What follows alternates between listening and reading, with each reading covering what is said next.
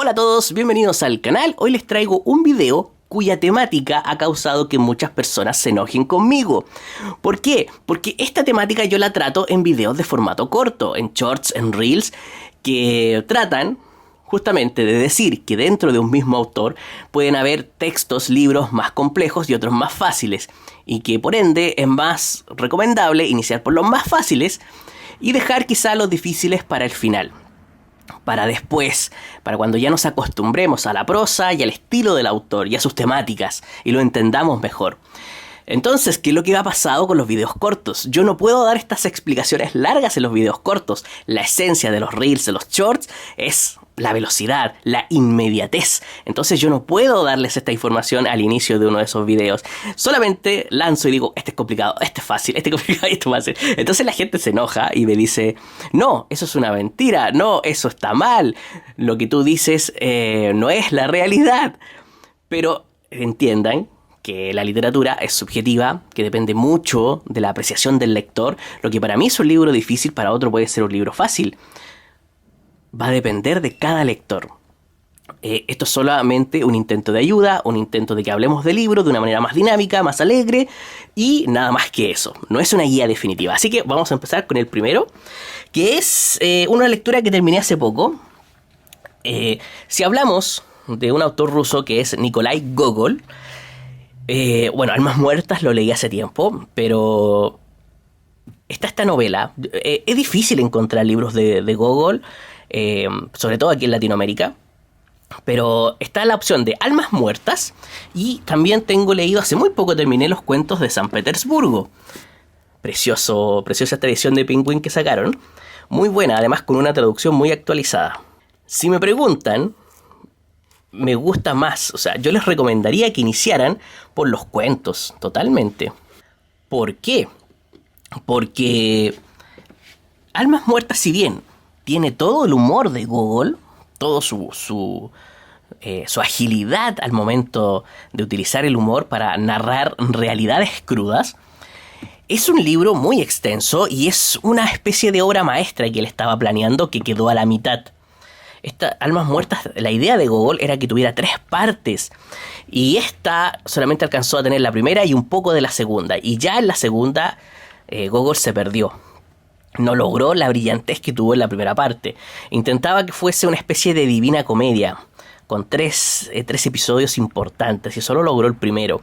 Aún así, le quedó magnífica. Recomiendo más empezar por los cuentos. ¿Por qué? Porque quizá la novela se puede hacer un poco más pesada. Ojo, no tiene un lenguaje complejo, pero sí la historia se les puede alargar. Sí, yo creo que es más su extensión, aunque el personaje principal es muy divertido. Pero los cuentos son mucho más ágiles narrativamente, te atrapan mucho más que esta novela. A mí me pasó que estuve todo el tiempo, porque aquí en la novela no aparece lo fantástico, aquí sí. En los cuentos sí aparece lo fantástico.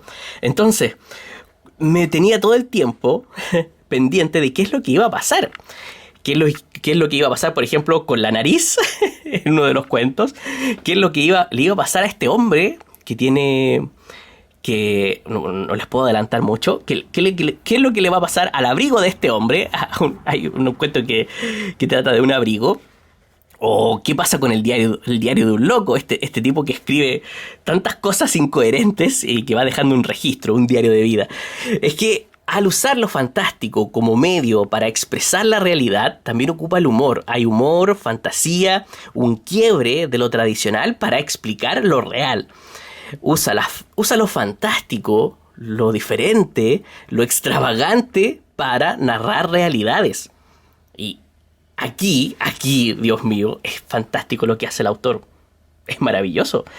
Es que tú te vas riendo al mismo tiempo que te das cuenta de crueldades o tremendas fallos humanos, o tremendas carencias humanas. Realidades de la ciudad de San Petersburgo. O sea, la crudeza a partir de lo extraordinario, de lo fantástico. Así que Almas Muertas es una maravilla. Pero si alguien me dice, oye, yo nunca he leído a Gogol y quiero empezar por alguno de sus libros, los cuentos. Yo te recomiendo los cuentos. Siguiendo aquí mismo en esta parte del estante, tengo a Rojo y Negro de Stendhal, que lo leí este año.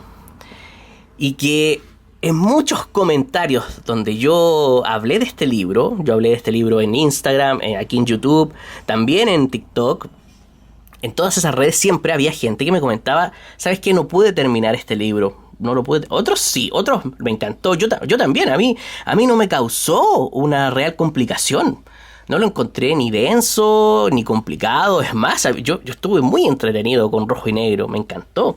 Pero hay personas que quizá la temática, la narración, no les parece algo fluido y se estancaron y ni siquiera lo terminaron. Por eso siempre hay que probar, si es que a uno le va a gustar o no le va a gustar.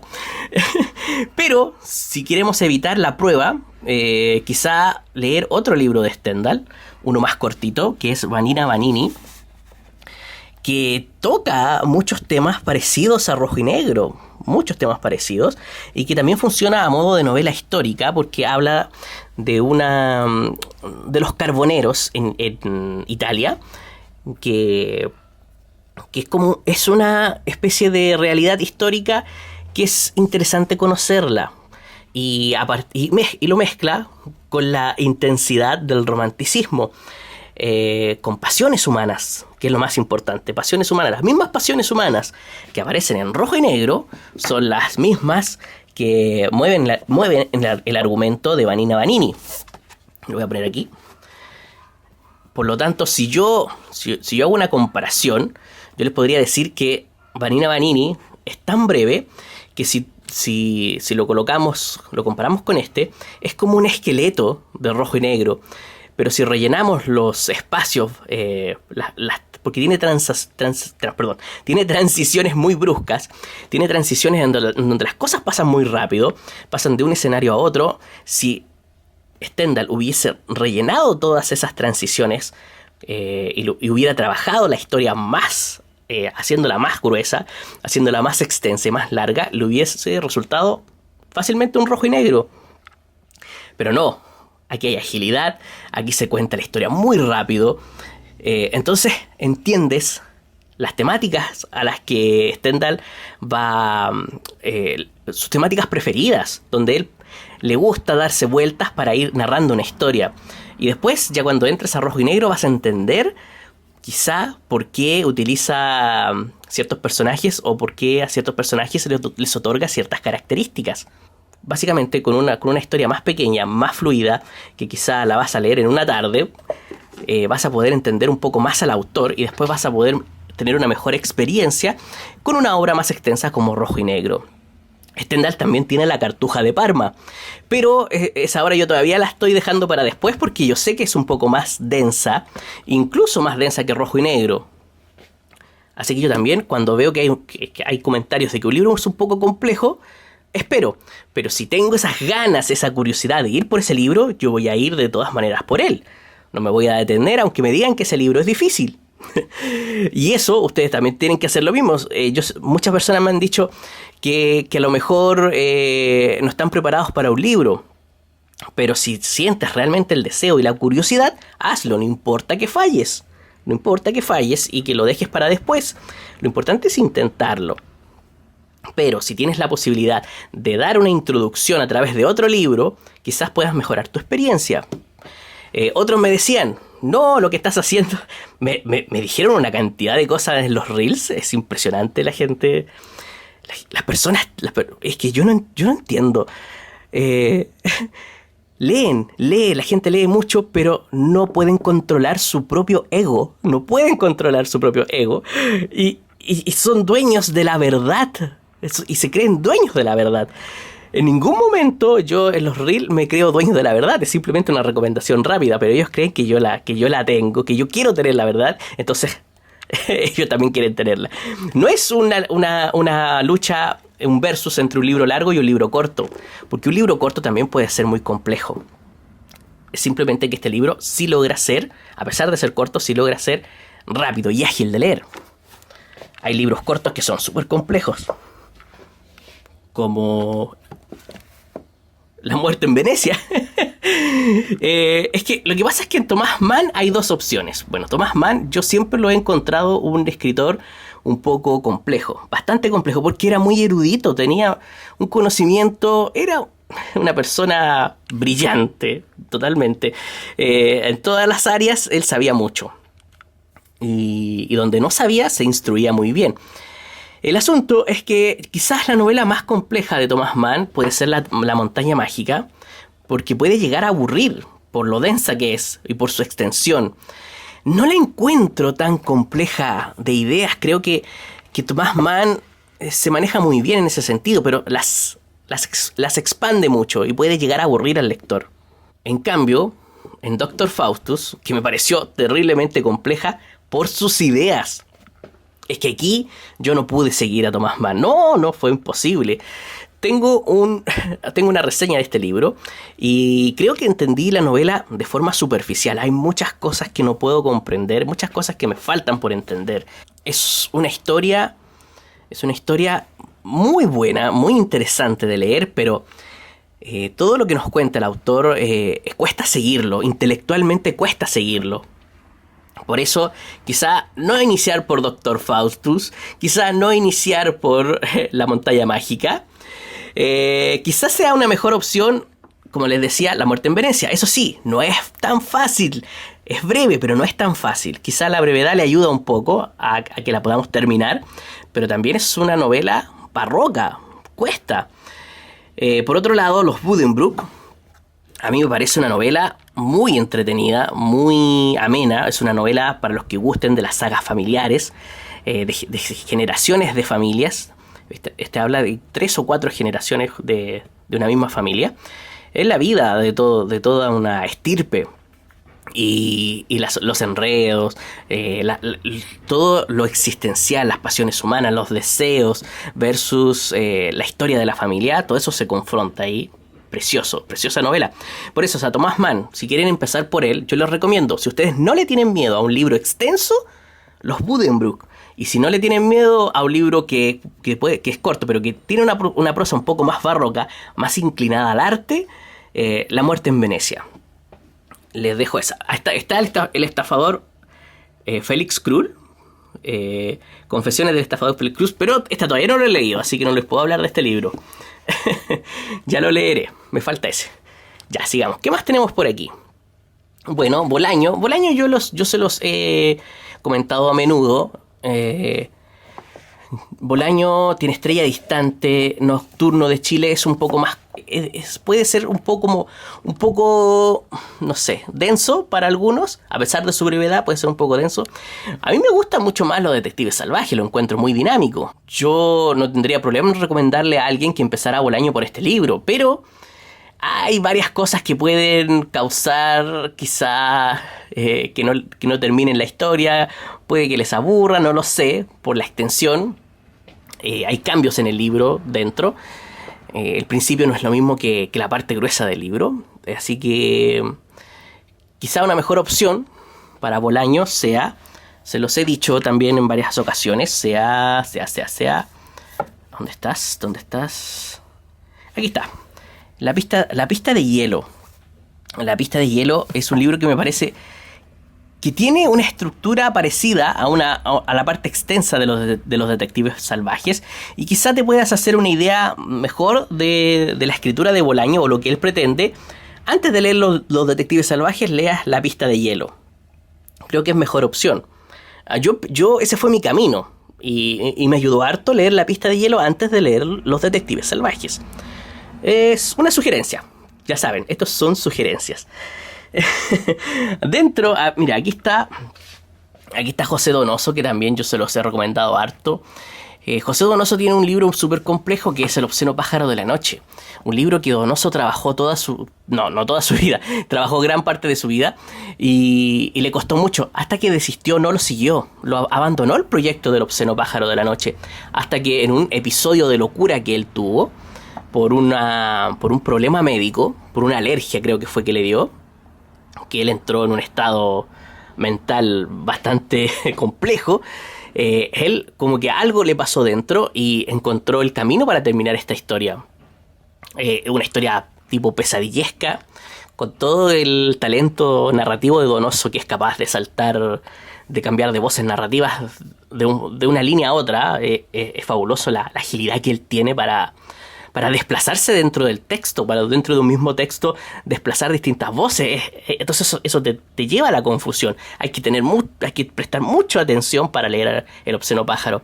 Así que quizá un ejercicio narrativo menos complejo de Donoso puede ser Coronación. No porque sea un libro de menor calidad literaria, sino que es menos engorroso.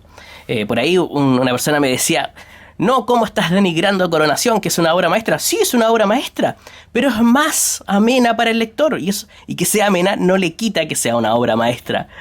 Hay cada persona en este mundo con la capacidad de dejarte un comentario que me decepciona. Cada vez me decepciona el mundo de los lectores. Cada vez me decepciona más, por Dios. Que yo diga que una obra es más sencilla no quiere decir que no tenga calidad literaria o que tenga menos calidad literaria, por Dios. ¿Qué nivel de comprensión es ese?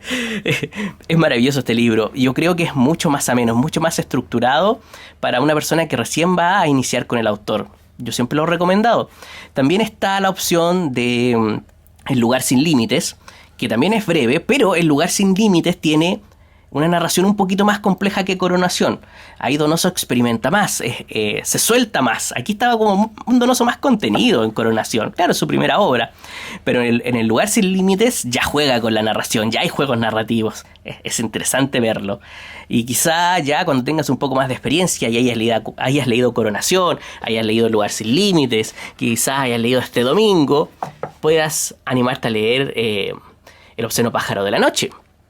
Yo, por ejemplo, hay un libro que le tengo bastante respeto de Donoso, que todavía no lo leo, que es Casa de Campo, y que sé que también es una de sus tremendas obras complejas. Pero todavía no me atrevo, todavía no tengo ganas de quebrarme la cabeza con ese libro. Por el momento, paso.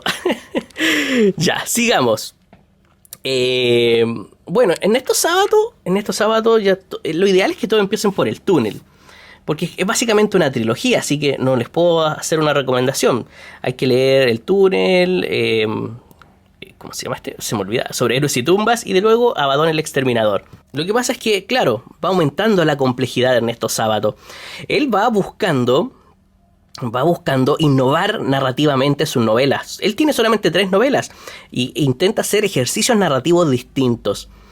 Por eso El túnel tiene una estructura, sobre héroes y tumbas tiene otra estructura, y ya la estructura fragmentaria, eso es, fragmentaria de Abaddon, es como lo máximo a lo que logra Sábato. Aquí, tratando de innovar literariamente, yo creo que lo logró plenamente. Yo creo que ver este progreso entre El túnel, sobre héroes y tumbas y Abaddon el exterminador, no hay que perdérselo si te gusta la estructura narrativa, las voces narrativas, el microcosmos que genera aquí. Esos 3 libros hay que leerlos, y ojalá en ese orden, bueno, es una sugerencia, ojalá en ese orden, para que puedas ver el proceso, ya. Esta cámara pesa. Sigamos. Albert Camus tiene libros que son un poquito más engorrosos que otros. La verdad es que no es un autor fácil de ninguna manera. En el colegio a todos nos hacen leer El extranjero. A mí no me lo hicieron leer en el colegio. Hace poquito lo usé nomás para aquí abajo está. Pero es que parece muy simple, pero a través de esa simpleza logra... Es que no es simple. A mí me costó leer El extranjero la primera vez que lo leí, porque no podía con el personaje principal. Es que te duele el alma con él, totalmente. Bueno, les estaba diciendo que El extranjero es un libro que a veces puede costar. Claro, porque es muy triste lo que se narra. Ese desapego, ese personaje robótico. Pero sí, yo creo que es ideal para empezar con Albert Camus. O Albert Camus, como creo que se pronuncia. ¿Por qué? Porque es una novela, y al ser novela es más digerible, puedes seguirle el hilo con mayor atención. Pero siempre he dicho que es mejor entender primero las ideas que Albert Camus tiene, filosóficas, sobre el absurdo, sobre la existencia. Y por eso el mito de Sísifo yo lo recomendaba siempre para iniciar con el autor y después poder entender El extranjero, pero también se puede hacer al revés. También puedes empezar por este y quizás indagar en las ideas filosóficas después en el mito de Sísifo. El mito de Sísifo es mucho más complejo porque aborda un lenguaje filosófico más erudito por parte del autor. Entonces quizá iniciar por este para saciar tu curiosidad y después indagar en las ideas del autor. Yo creo que es importante indagar en las ideas del autor para poder entender toda su obra.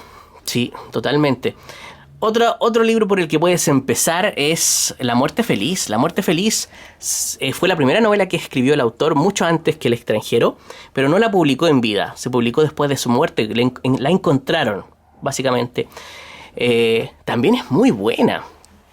Incluso el personaje se llama igual. Claro, porque estaba pensando en eso el autor cuando se escribieron muy cerca una de otra. Estaba dándole vueltas a esa temática. Y claro, si lees El extranjero, La muerte feliz también puede tener puede ser un buen comienzo. Quizá el mito de Sísifo, yo quiero que empiecen por el mito de Sísifo, pero es complejo. Va a depender de cada uno. La caída también es una excelente obra, pero también tiene esa complejidad de seguirle el hilo a las ideas, de ir siguiendo las ideas de Albert Camus. Ay, sí, este autor no es fácil. La peste quizá pueda ser un libro más para iniciar con él, o para seguir después del extranjero. Es una historia un poco más redonda, un poco más fluida, tiene un poco más de fluidez, pero ahonda mucho en los personajes, en sus ideas, en sus acciones, como de forma individual como también en conjunto. Es muy interesante el libro, muy interesante. Ya. Y quizá como les dije en un short por ahí le dije que El hombre rebelde es más complejo. Sí, es un ensayo mucho más complejo, incluso que el mito de Sísifo me pareció a mí. Esto es una percepción mía solamente. Pero mejor dejarlo para después. Mejor tratar de leer sus novelas y después ir por este ensayo. Eso. A ver, ¿qué otro? Sigamos por aquí. Ya, sigamos con Borges. Borges, yo siempre lo he dicho, mucha gente va y ve ficciones y se compra ficciones. Y abre el libro y el primer cuento que leen es... ¿cómo se llamaba el primer cuento? Ukvar. Tertius. Tiene un nombre súper extraño. Bueno, el primer cuento de este... No, ese no es. El primer cuento de Borges es realmente complejo. Yo lo encuentro complejísimo. Y si nunca has leído a Borges y te compras ficciones por curiosidad y lo abres y dices, oh, ya voy a leer el primer cuento, Tlön, Ukvar, Orbis, Tertius, vas a quedar colapsado. Es que te va a costar mucho. Es mejor dejarlo para después, ficciones, porque es donde Borges hizo más ejercicios narrativos, y él mismo lo dice, es uno de los libros más complejos. Quizá mejor empezar por el Aleph, que tiene incluso algunos cuentos más realistas, como Emma Suns, creo que se llamaba uno, y también el libro de Arena. Tiene cuentos mucho más accesibles, un Borges menos barroco, menos complejo, muy ameno, tiene ideas muy bonitas en esto, sobre todo en el libro de Arena, y donde tiene sus juegos, sus intertextualidades de todas maneras, pero de una manera mucho más accesible. Quizá otro que puede ser complejo es Historia Universal de la Infamia, porque es más barroco también. Y otro que puede ser más accesible es El informe de Brody.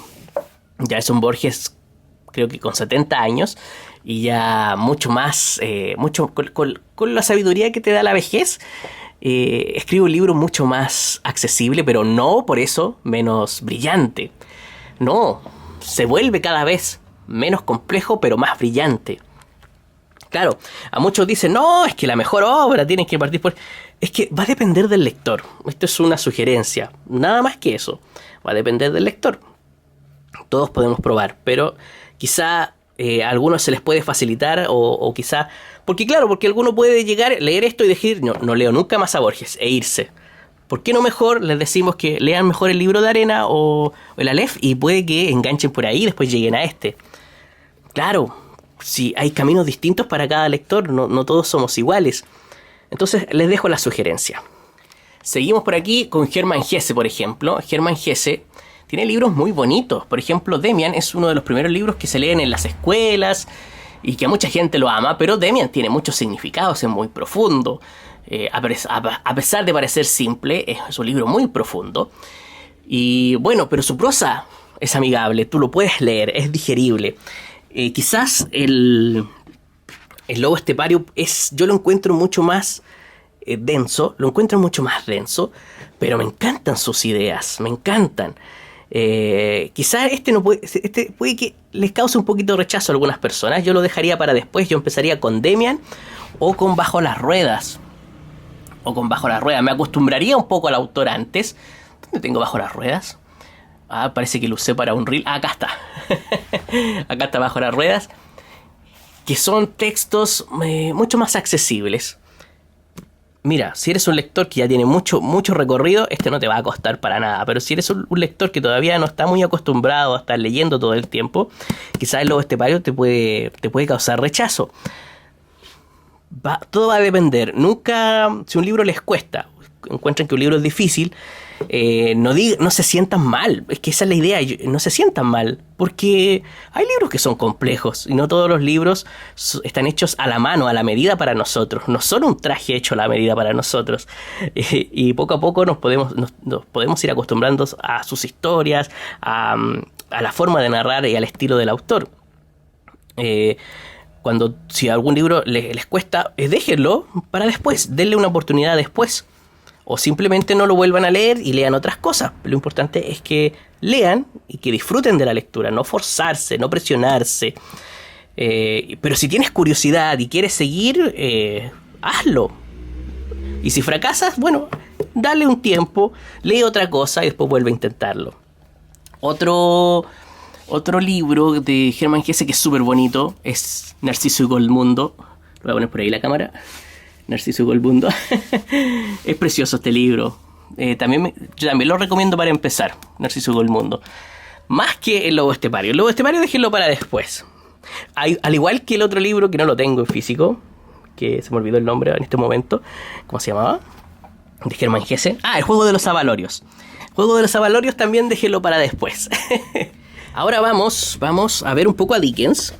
Mira, Dickens no es un autor complejo, Dickens, para nada. Yo no lo encuentro complejo. Es un autor que me causa nostalgia, que me gusta estar en sus textos. Pero es un autor de personajes. La intensidad de Dickens y su maestría está en la construcción de personajes. La historia es una historia. Son los personajes el alma de sus libros. Quizá David Copperfield yo lo dejaría para más adelante. Es un libro que se puede hacer un poco largo.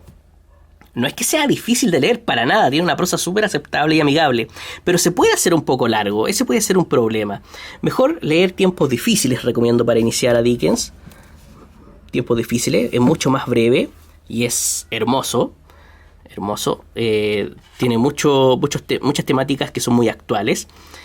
Y David Copperfield es más un Bildungsroman, una historia de aprendizaje, de crecimiento de un niño que va creciendo en el tiempo. Lo mismo que Grandes Esperanzas. Pero Grandes Esperanzas y Tiempos Difíciles lo encuentro mucho menos denso que David Copperfield. O puede leer alguno de los libros de los cuentos de Canción de Navidad, que son como mini novelas cortitas. También leer la primera. Yo siempre recomiendo la primera, creo que es la más conocida. Ya, sigamos con otro autor. Ahora sigamos con Tolkien. Bien. Inicialmente fue el Hobbit por donde partió Tolkien y es por donde yo les recomiendo partir. Pero se cuentan los inicios de la Tierra Media, de este mundo, en el Silmarillion. Entonces muchos dicen, no, es que hay que empezar por este libro porque son los inicios del mundo y después llegar a los sucesos del Hobbit y del Señor de los Anillos. Pero yo siento que el Silmarillion es un libro más para fans porque es mucho más oscuro, son muchos más personajes y muchas más descripciones y eso puede hacerlo un poco pesado. Yo lo dejaría para el final para cuando, si te ha encantado El Hobbit y la trilogía del Señor de los Anillos, después leer el Silmarillion, como para complementar el mundo. Porque si te gustó la Tierra Media y quieres ver cómo se creó, las primeras guerras, los primeros sucesos, las primeras razas, ahí te va a encantar el Silmarillion. Pero y si no te gusta, entonces te lo evitas mejor. Primero El Hobbit y después la trilogía del Señor de los Anillos. Aprovecho de mostrar esta preciosa edición. Ya. Para después. El Silmarillion para después. ¿De qué otro autor? Ya. Hablé también en los reels de Moby Dick y de Herman Melville, porque es la novela más conocida y uno dice, quiero leer a este autor. Bueno, Moby Dick. Y nos topamos con una novela que es una tremenda novela, grande, fantástica, pero que tiene muchas digresiones. Muchas veces va contando la historia, la para de golpe y te empieza a hablar de cetología, del mundo de las ballenas, de otras historias. Se va por las ramas el autor. Y claro, todo es necesario para el complemento del libro, pero como lector te corta esa fluidez con que vas leyendo la historia principal y eso te desalienta y paras de leer. A algunos no les molesta, a otros sí, va a depender de cada persona. Pero en general, a la mayoría de las personas, a mí también me costó mucho terminar este libro por eso, porque te corta la fluidez del relato, de la historia principal. En ese sentido, hace poquito terminé de leer, ¿dónde está? Aquí está. Bartleby, el escribiente, hice hasta una reseña de este libro, es muy cortito, no alcanza las 100 páginas, y ya no es un ambiente marino como en Moby Dick, pero es un ambiente de oficina, de Wall Street, del despacho de un abogado, y te encuentras con una historia con temáticas muy, muy similares a la de Moby Dick, pero en otro ambiente. Y es realmente corto y fantástico cómo maneja la información que te va entregando el autor. Es muy bueno, es cortito. Y no porque sea corto es bueno, sino porque es fluido, es muy fluido. Aunque la historia se alargara, tú seguirías leyéndolo.